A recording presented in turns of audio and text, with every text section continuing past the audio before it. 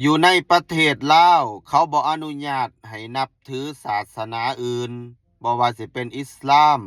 บ่ว่าสิเป็นคริสเตียนต้องเป็นศาสนาพุทธกับผีเท่านั้นสบายดีสวัสดีครับทักทายทุกท่านที่เข้ามาติดตามรับชมอยู่กับผมเทพโยกครับพี่น้องทั้งเมืองไทยเมืองลาวตอนนี้ก็ประมาณ6 โมงเช้าทักทายพี่น้องฟังไทยฟังลาวก่อนอื่นครับพี่น้องอย่าลืมฝากกดแชร์แสดงความคิดเห็นกันเข้ามาครับพี่น้องทั้งช่อง YouTube วิถีคนสองฝั่งโขงเท่านั้นท่านใดที่เขามาชมย้อนหลังสำหรับคลิปนี้ครับพี่น้องผมสิมาตอบมีน้องคนลาวส่งขอความมาขออนุญาตขึ้นเนาะน้องถามว่าสบายดีอ้ายเป็นหยังอยู่ในประเทศลาวเฮานับถือศาสนาคริสต์บ่ได้น้องอยากนับถือศาสนาคริสต์แต่ว่าเจ้าหน้าที่ตำรวจเขาสิจับมาฟังอ้ายสิอธิบายให้ฟังแล้วกับพี่น้องคนไทยท่านใดที่เขามาฟังก็คอมเมนต์กันเข้ามาได้ครับพี่น้องทำไมเขาไม่อนุญาตให้นับถือศาสนาคริสต์หรือว่าอิสลามเพราะว่าประเทศลาวปกครองในระบอบคอมมิวนิสต์ไม่ใช่ประเทศเสรีตัดไฟตั้งแต่ต้นลมนะครับเคยเห็นข่าวในประเทศลาวไหมที่ผ่านมาข่าววิทยุเอเชียเสรีภาคภาษาลาวก็มีการนำเสนอทั่วโลกองค์กรสิทธิมนุษย์เขาก็ประจานลาวเจ้าหน้าที่ลาวเคยไปเผาโบสถ์เผาบ้านคนที่นับถือศาสนาคริสเตียนนะครับทำไมเขาถึงทำแบบนั้นนั่นคือเส้นทางถ้าอนุญาตให้นับถือศาสนาอิสลามสร้างโบสถ์สร้างมัสยิดในอนาคตมันก็จะวุ่นวายนะครับมันไม่ใช่ประเทศเสรี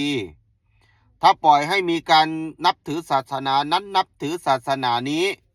ในอนาคตก็จะมีการเรียกร้องออกมาเรียกร้องปกป้อง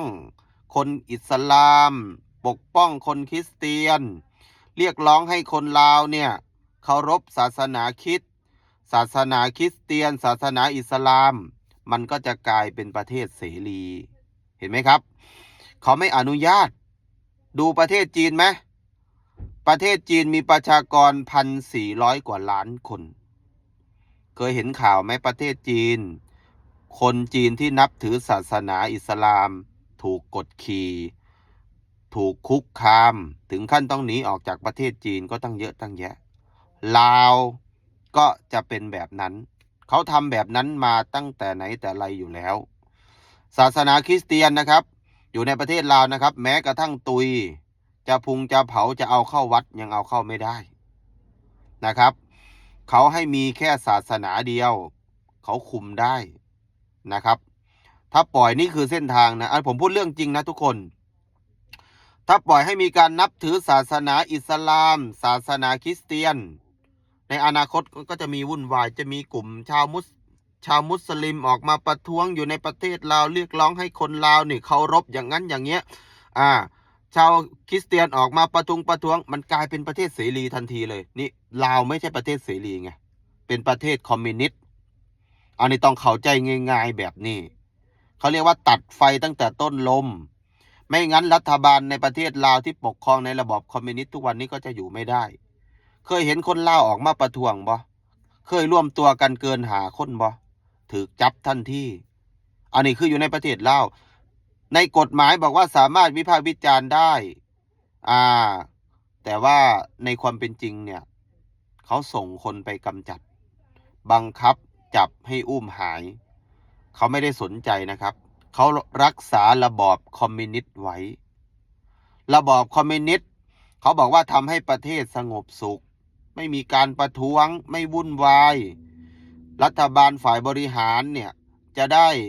ไม่ต้องไปเอาตำรวจออกมาคุมม็อบอย่างนั้นอย่างนี้รัฐบาลบริหารประเทศจะได้ราบรื่นไม่มีฝ่ายค้านไม่มีใครออกมาประท้วงนั่นคือรัฐบาลเขาพูดนะครับอยู่ในประเทศลาวเขาก็เคยเปรียบเทียบใส่เมืองไทยว่าวุ่นวายประท้วงเลือกตั้งเสร็จแล้วก็เอาม็อบออกมาจะโค่นล้มรัฐบาลที่มาจากการเลือกตั้งอันนั้นคือประเทศไทยเขาเป็นประเทศเสรีส่วนลาวนี่เราเป็นเกาหลีเหนือ2 สาขา 2แห่งลุ่มน้ำโขง เอาศาสนาอื่นล่องไปไหมล่ะอยู่ลาวเอาล่องไปสร้างโบสถ์ติล่ะลองไปสร้างมัสยิดติล่ะครับเจ้าหน้าที่สั่งปิดเลยไม่ได้คุณกำลังเรียกร้องเสรีแล้วคุณต้องอยู่ในกรอบผมไม่อนุญาตคุณต้องทำไม่ได้เห็นปะครับเมืองไทยก็จะเห็นแต่ว่าเห็นสิพี่เห็นพี่น้องชาวไทยมุสลิมออกมาประท้วงนั่นนี่นักศึกษาไทยกลุ่มหนึ่งเชียร์อิหร่านอะไรก็ว่ากันไปคือประเทศไทยเขาเป็นประเทศเสรีประเทศเขาปกครองในระบอบนี้เขาสิเอาประเทศไทยเนี่ยมาเปรียบเทียบใส่กับประเทศลาวมันคนละอย่างกันคันอ้ายเปรียบเทียบนะระหว่างไทยกับลาวเนี่ยเกาหลีใต้กับเกาหลีเหนือบ่มีผิดเลยคนภาษาเดียวกันคุยกันรู้เรื่องแต่ระบอบการปกครองคนละอย่างการปลูกฝังมันคนละอย่างกันการเมืองมันทำให้คนเห็นต่างกันระหว่างไทยกับลาวความคิดทัศนคติการปลูกฝังมันก็เลยแตกต่างกันมันอยู่ที่การเมืองเท่านั้นนะครับเพราะฉะนั้นคือสำหรับคลิปนี้เนาะพี่น้องครับอธิบายให้น้องฟังจะได้เข้าใจบ่แม่นว่าสิไปโอ้นับถือศาสนาคริสต์ในลาวสิไปสร้างโบสถ์สิไปเฮ็ดเฮือนโบสถ์สิมาตั้งสัญลักษณ์อิสลามบ่นั่นบ่นี่ถูกจับ